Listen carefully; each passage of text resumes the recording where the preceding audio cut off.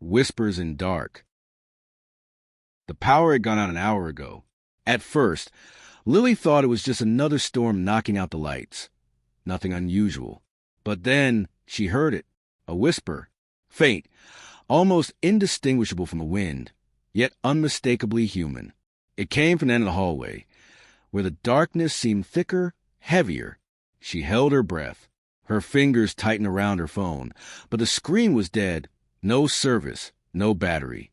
A floorboard creaked, slow and deliberate. Someone or something was there. Then, just as she took a step back, the whisper turned into a voice.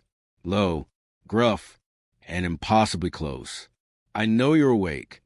Lily's stomach clenched. The voice hadn't come from the hallway. It had come from inside her room. She spun around, her eyes darting to every corner, but there was nothing.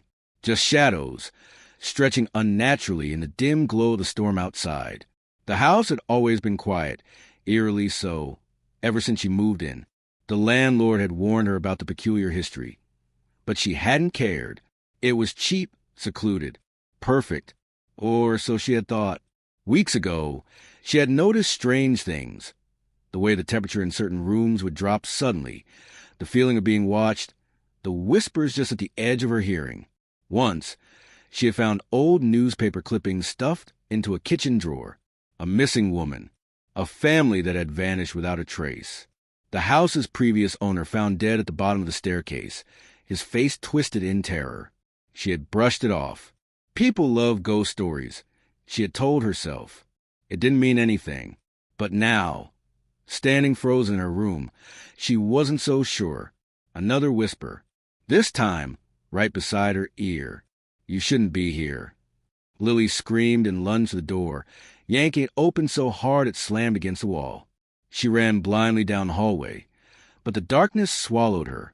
The storm outside cast flickering shadows against the walls, making them twist and writhe, like something alive. Her breathing was ragged, frantic. She needed to get out. She reached the front door and fumbled with the locks, her fingers shaking too much to grip properly. The whispering continued, now all around her, voices overlapping in a chorus of warnings and threats. Then silence. The door swung open by itself. The air outside was unnaturally still. Rain pelted the ground, yet no wind stirred the trees. She hesitated, unsure whether to step out or stay within the haunted embrace of the house. And then she saw them, figures in the rain, dozens of them, standing motionless at the edge of her yard.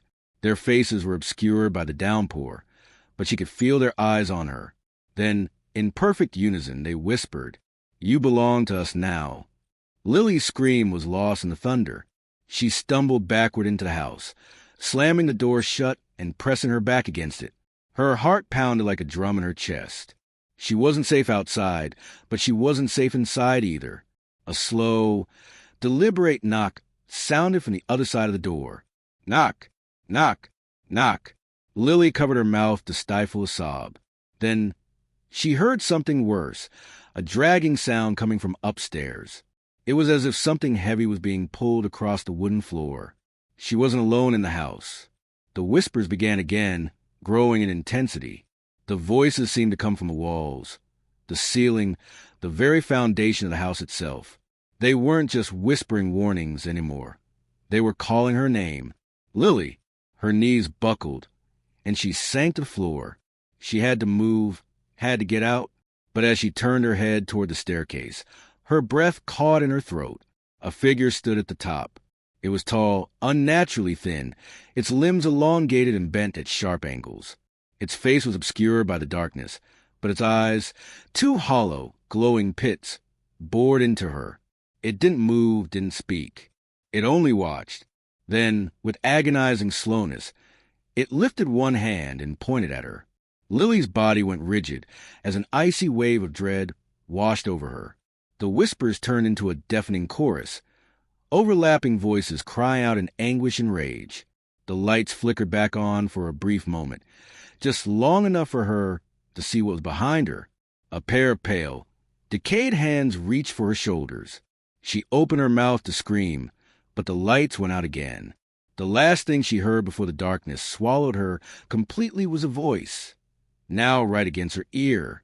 "Welcome home.